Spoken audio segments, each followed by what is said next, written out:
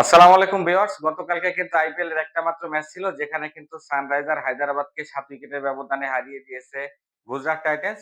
১ম এ কিন্তু sunriser Hyderabad bat করতে নেমে খুব একটা সুবিধা করতে পারেনি। তারা কিন্তু ৮ উইকেট হারিয়ে ২০ ওভারে ১৫২ রান তুলতে সক্ষম হন। যেখানে কিন্তু আমরা দেখেছি এবার আইপিএল এ ২০০, ২২০, ১৮০ কিন্তু এভারেজ স্কোর হচ্ছে। সানরাইজার হায়দ্রাবাদের কিন্তু টপ অর্ডারের এই ম্যাচেও ব্যর্থতার কারণে তারা কিন্তু আরো একটা ম্যাচ খুব বাজেভাবে হারলো।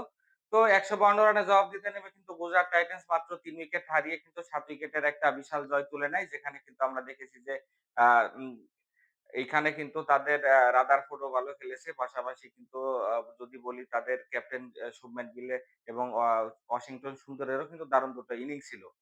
১ম এ কিন্তু ব্যাট করতে নেমে ১ম ওভারেই ট্রাভিস হেডের উইকেটটি হারিয়ে ফেলে সানরাইজার হায়দ্রাবাদ। যেখানে কিন্তু দুটো ৪ মেরে আজকে গতকালকে ভালো কিছুর ইঙ্গিত দিয়েছিলেন ট্রাভিস হেড। কিন্তু লাস্টের বলে কিন্তু মোহাম্মদ শামির শিকারে পরিণত হন তিনি। এরপরে কিন্তু শামি ওয়ান ডাউনে খেলতে থাকা ঈশান কিষানকেও ফিরিয়ে দেয়। কিষান কিন্তু এই ম্যাচটাতে মাত্র ১৭ রান করতে সক্ষম হন। পরবর্তীতে কিন্তু অভিষেক শর্মাও ১৮ রানে ফিরে গেলে ৩ উইকেট হারিয়ে কিন্তু চাপে পড়ে যায় এখানে সানরাইজার হায়দ্রাবাদ। সেখান থেকে কিন্তু আমরা দেখেছি নীতিশ কুমার রেড্ডি কিছুটা তুলে ধরার চেষ্টা করলেও তার কিন্তু ৩৪ বলে ৩১ রান দলের আরো চাপকে বাড়িয়ে দেয়। শেষের দিকে গিয়ে কিন্তু হেনরি ক্লাসন ১৯ বলে ২৭ রানের একটা ছোট ইনিংস খেলেন এবং আ প্যাট কামিন্সের ৯ বলে ২২ রানের আরো একটু ক্যামিওতে কিন্তু ১৫০ রান পার করতে পারে কোন রকমে এখানে সানরাইজার হায়দ্রাবাদ। যদিও একটা সময় মনে হচ্ছিল ১২০-৩০ এর বেশি হয়তো তারা করতে পারবে না। এখানে ক্রেডিট দিতে হবে মোহাম্মদ শামিকে। মোহাম্মদ শামি কিন্তু ৪ ওভারে ১৭ রান দিয়ে ৪ টে উইকেট নিয়েছেন এবং তিনি অবধারিতভাবে ম্যান অফ দ্য ম্যাচ নির্বাচিত হয়েছেন।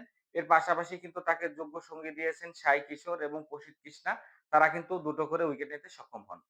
তো ১৫২ রান করার পর কিন্তু ব্যাটিং এ নামেন এখানে হচ্ছে গুজরাট টাইটান্স এর ২ ওপেনার সুদর্শন এবং হচ্ছে জস বাটলার। এখানে সুদর্শন কিন্তু মাত্র ৫ রান করে আউট হয়ে যান দলীয় ১৫ রানের মাথায়।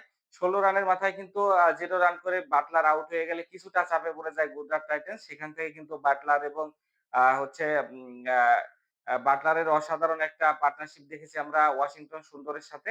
সুন্দরকে কিন্তু এই ম্যাচে ব্যাটিং অর্ডারে প্রমোট করানো হয়। সুন্দর কিন্তু ২৯ বলে ৪৯ রানের একটা কার্যকরী ইনিংস খেলেন। পাশাপাশি বাটলারও কিন্তু তাকে যোগ্য সঙ্গী দেন। ৪৩ বলে ৬১ রানের মহামূল্যবান একটা ইনিংস খেলেন।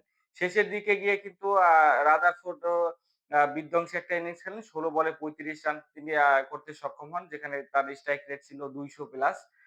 তো এই ইনিংসের কারণে কিন্তু প্রায় ৩.৫ ওভার বাকি থাকতেই কিন্তু সহজ একটা জয় তুলে নেয় এখানে গুজরাট টাইটান্স। বোলিং হাতে কিন্তু মোহাম্মদ শামির ২ উইকেট ছাড়া উল্লেখযোগ্য তেমন কোন বোলিং ফিগার ছিল না। আজকের ম্যাচে কিন্তু গুরুত্বপূর্ণ ম্যাচে রাত ৮ঃ৩০ মিনিটে মুখোমুখি হতে যাচ্ছে আ সরি ব্যাঙ্গালোর এবং হচ্ছে মুম্বাই ইন্ডিয়ান্স। মুম্বাই ইন্ডিয়ান্স কিন্তু গত ম্যাচে খুবই বাজে ব্যাটিং করেছে। বাজে ব্যাটিং এর কারণে কিন্তু তারা হেরে গেছে। মুম্বাই ইন্ডিয়ান্স হচ্ছে পয়েন্ট টেবিলের নিচের দিক থেকে ৩ নাম্বারে আছে। এব বিপরীতমুখী আ হচ্ছে রয়্যাল চ্যালেঞ্জার ব্যাঙ্গালোরের দিকটা রয়্যাল চ্যালেঞ্জার ব্যাঙ্গালোর কিন্তু টানা ৩ ম্যাচ আ আ আ জয় সরি ২ ম্যাচ জয় শুরু করেছিল কিন্তু লাস্টের ম্যাচটা কিন্তু তারা আনফরচুনেটলি হেরে যায়।